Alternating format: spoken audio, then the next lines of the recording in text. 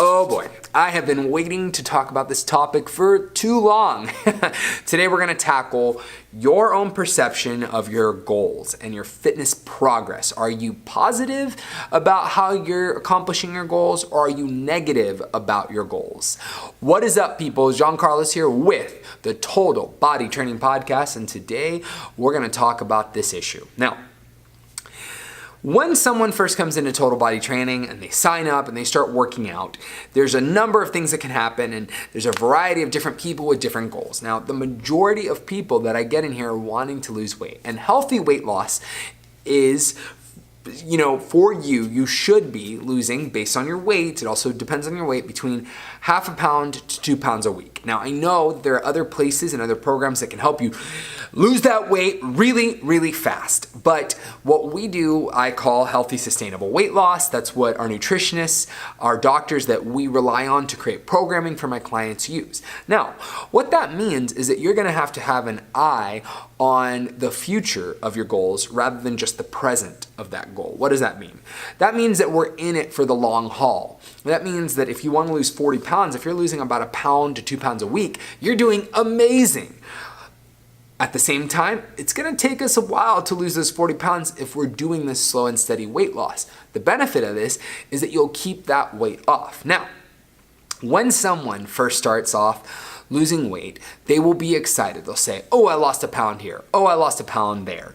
Or, oh, I lost 2 pounds here. But as we go along, what happens is that after you've been dieting or doing things for 2 or 3 weeks or exercising, whatever the case might be, sometimes we forget to give ourselves credit and pat ourselves on the back when we're doing a good job. And I'll give you an example. Maybe you hop on Instagram and you see that your friend Rosita lost 40 pounds in like 1 month using this crazy diet and using this waistband trainer and all this stuff and whatnot. And that can make you feel like something's wrong with you. And it can also make you feel inadequate. You're sitting here, you're thinking, well, why am I not losing what Rosita lost? Why am I not losing weight a little bit quicker? What the hell is going on? And so suddenly you stop giving yourself credit for you losing that weight in a slow and steady way. You start to become impatient and you start to want to lose that weight quicker.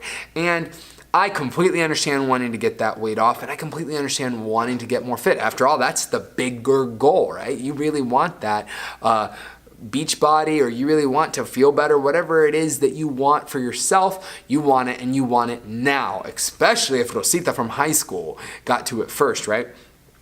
Here's the thing. First of all, you probably shouldn't compare yourself to her. And second, you don't know how Rosita got that body. So maybe she did something drastic. Maybe she underwent some kind of weight loss surgery. Not that there's anything wrong with that, but maybe she did. Also, maybe she starved herself to get there, especially if she did it fast. Wink, wink. If someone's going through rapid fat loss, they're doing something that's probably going to lead to them gaining the weight. So you really don't have a lot of facts on how someone did, right? And how they lost weight. Or maybe Rosita did lose weight correctly, but you only saw her before and after picture and you had no idea that she was dieting because you haven't seen her since that party 3 years ago for your high school reunion, okay? Do you get what I'm saying here? I'm saying that you don't get to see the whole story there. And if you're not careful through the process, you can start to become overly negative about your own progress and your own results. And if you carry yourself that way, if you start to get negative about it, the chances that you are going to stick with it and stay on track are probably pretty low. I can tell you from seeing this with clients that I've worked with in the past, or with people in my own personal life, or with my own behavior about my fitness goals, that if I am impatient or people are impatient about their progress, and if they don't have a realistic perspective about what they're supposed to do or when they're supposed to see those kinds of results and changes, and at what rate they're supposed to see them at, that you will more than likely drop off because you will have an unrealistic expectation about what you're supposed to do. You have a negative, and I'm going to be hard here, entitled view about what you deserve. The fact of the matter is that you're not supposed to get it quickly like that, and if you do, or people who do lose the weight really quickly, always end up gaining it back.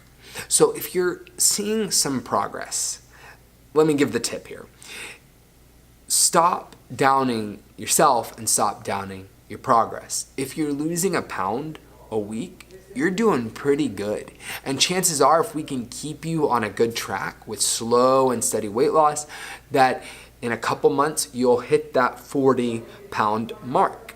Okay, it's gonna take us a little while, and maybe it won't happen as quickly as it does in a Nutrisystem commercial on TV, right? But when you get there, you're going to be immensely proud of yourself if you can stick through the whole thing. And in the process, we're going to need to remain positive about what's going on with us. When you feel like giving up or when you feel like comparing yourself to someone else, you're going to need to look back and be like, whoa, I lost a pound last week. I lost 2 pounds. Man, I've really came a long way. Remember, you're going to need to focus on the positive things. Remember when I couldn't deadlift with good form, or I couldn't even, bench more than 5 or 10 pounds? Now I can do the barbell and I can do, 65 pounds. Now I can do more weight. Now I can push more. Now I feel more focused and I feel more clear. We forget to congratulate ourselves for those little things. So my recommendation here is just that you congratulate yourself for the things that you're doing well. When you feel negative about the things that you're doing wrong, go through a mental checklist of the things that you've done well. Don't just dwell on the negative. Don't get hung up on what's not perfect. And then have a realistic expectation for your outlook, because the thing that you might be being negative about isn't something that you deserve to be negative about. Maybe you shouldn't be losing, 10 pounds in 2 weeks. Maybe that's not what's healthy.